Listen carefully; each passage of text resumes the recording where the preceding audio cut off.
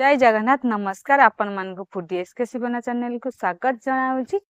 आज आम बनइबा गोटे कप सुजी आ गोटे कप चीनी रे स्वादिष्ट जलखिया बनइबा। मात्र ये दुईटा जिनस आम बनइबा पूरा सहसल पर बनइबा।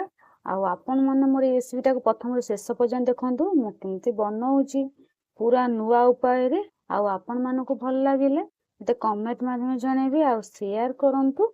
चलंतु आम रेसिपी आरंभ करिबा।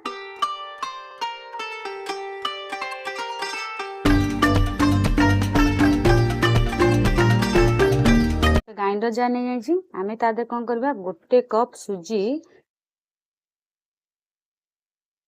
पूरा प्लेन करिकी आम ग्राइंडर करदे। आपण चाहिए मोटा सुजी भी नहीं पारती पतला साइज भी नहीं पारती जहाँ भी नेले ग्राइंडर से फेसा हम आम ग्राइंडर करदबा। तो मु ग्राइंडर कर आनली एमती आम कौन करवा आपको रखीदबा। तर आम कौन करवा से कप रे हम कप चीनी नहीं जाइए आम कौन करवा अध कप तलू आम चीनी नहीं जावा।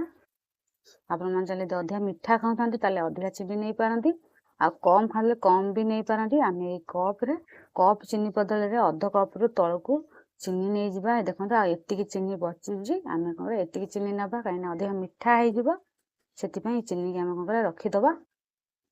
से कप रे कौन करवा कपे क्षीर नहीं जा ये गरम क्षीर गरम भी अच्छी आम चीनी रे देदबा अधे देदबा और अधे रखीदबा।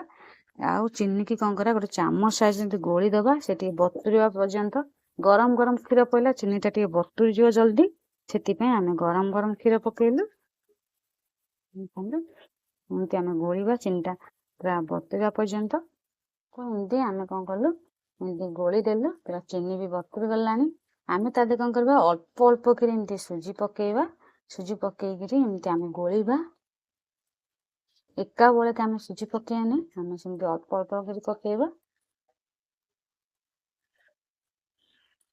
सेमती एमती अल्प अल्प कर एमती सबुतक पकेबा एमती भल कि सुजी पकई गोली देली।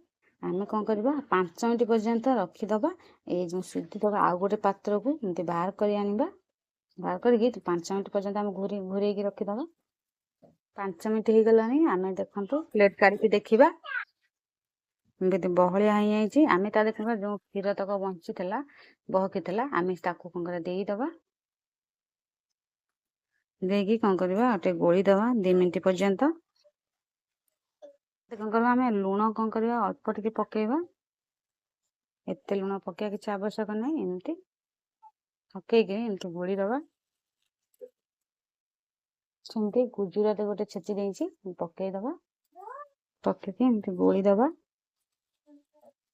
आम तादे कौन करवा घी अधा चामच पकईदबा आपण मन चाहिए विनेगार किंबा कलर भी पकई पारती पकईकि आम एमती गोली दबा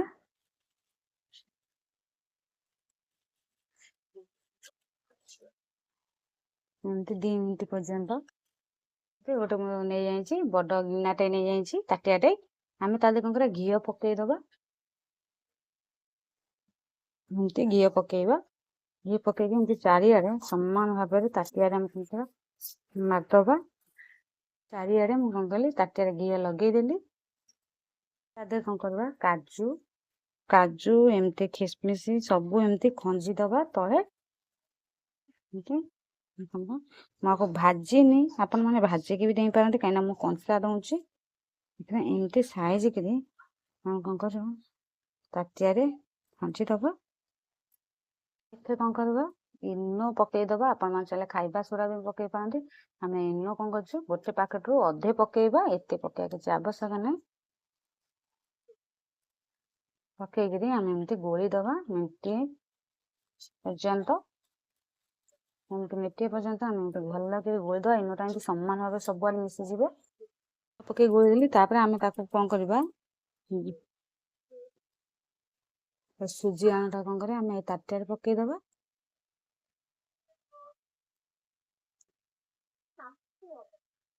एमती सबुतक एमती गिना पोछिकी आदि सब पकईबा तापर कौन करवा फिर काजू किसमिस सब एमती पकईबा साइज भाव सब मु साइज भाग पकईदेली आम चलतु ए आण को आम बसईदबा କରେଇରେ ଲୁଣ ପକେଇ ଦେଇଛି, ଲୁଣ ବି ଗରମ ହେଇଗଲାଣି। ସେ ଲୁଣରେ କଣ କରିବା, ଏଇ ତାଟିଆଟା ଥୋଇଦବା।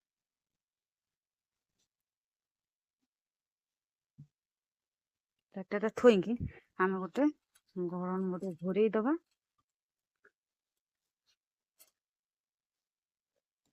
ତାପରେ କଣ କରିବା, କରେଇଟା କଭର ହବା ଯାଏ ଆର ବଡ ଘୋଡ଼ଣୀଟେ ଘୋଡେଇ ଦବା।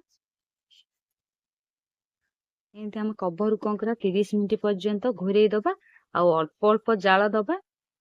30 ମିନିଟ୍ ହେଇଗଲାଣି, ଆମେ କଭର କାଢିକି ଦେଖିଲୁ, ତା ତଳେ ଆଉ ଗୋଟେ ଛୋଟ କଭର ଦିଆଯାଇଛି।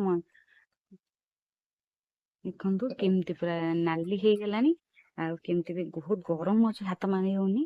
ଆଉ ଆପଣ ମାନେ ଏମିତି ବନାନ୍ତୁ, ଦେଖନ୍ତୁ କେମିତି ପୁରା ସହଜ ଉପରେ ବନା ହେଇଛି, ପୁରା କେକ୍ ଭଳି ହେଇଛି, ପୁରା କେକ୍ ବନା ହେଇଛି।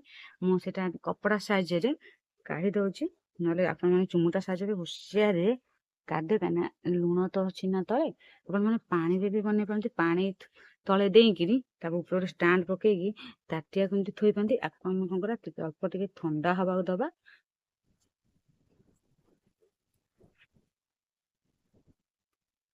ଥଣ୍ଡା ହେଇଗଲା ନା, ଆମେ କଣ କରିବା, ଗୋଟେ ଛୁରୀ ସାହାଯ୍ୟରେ ଏମିତି ଚାରିକର ଯାକ ଏମିତି ଛଡେଇ ଦବା, କାହିଁକିନା ଅଳ୍ପ ଟିକେ ଲାଗି ଯାଇଛି, ସେଥିପାଇଁ ଏମିତି ଛଡେଇ ଦବା।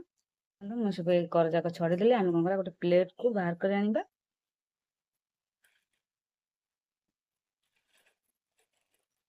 ବନ୍ଧୁ ମୁଁ କଣ କଲି, ତାଟିଆରୁ କେକ୍ ଟା ବାହାର କରି ଏମିତି କେକ୍ ପିସ୍ ପିସ୍ କରି କାଟି ଦେଇଛି। ଦେଖନ୍ତୁ କେମିତି ହାର୍ଡ ହେଇଯାଇଛି, ବହୁତ ବି ଏମିତି ପୋଡ ପୋଡ ବି ବନା ହେଇଛି, ଆଉ ବହୁତ ସ୍ଵାଦିଷ୍ଟ ଲାଗିବ। ପୁରା କେକ୍ ବନା ହେଇଛି, ପୁରା ସହଜ। ଆଉ ଆପଣ ମାନେ ଘରେ ଏମିତି ବନେଇକି ଛୁଆଙ୍କୁ କିମ୍ବା ଆପଣ ମାନେ ସମସ୍ତେ ବି ଖାଇପାରିବେ। ଆପଣ ମାନଙ୍କୁ କେମିତି ଲାଗିଲା ମତେ କମେଣ୍ଟ ମାଧ୍ୟମରେ ଜଣେଇବେ। ମୁଁ ଆଗକୁ ଆପଣ ମାନଙ୍କ ପାଇଁ ନୂଆ ନୂଆ ରେସିପି ନେଇକି ଆସିବି, କିନ୍ତୁ ମୋର ଏଇ ରେସିପି ଟାକୁ ପ୍ରଥମରୁ ଶେଷ ପର୍ଯ୍ୟନ୍ତ ଦେଖନ୍ତୁ, ଆଉ ବହୁତ ସାରା ସେୟାର କରନ୍ତୁ ଆପଣ ମାନଙ୍କୁ ଭଲ ଲାଗିଲେ, ଆଉ କମେଣ୍ଟ ବି ଜଣାନ୍ତୁ। ବର୍ତ୍ତମାନ ମୁଁ ରହୁଛି। ଜୟ ଜଗନ୍ନାଥ, ନମସ୍କାର, ଧନ୍ୟବାଦ।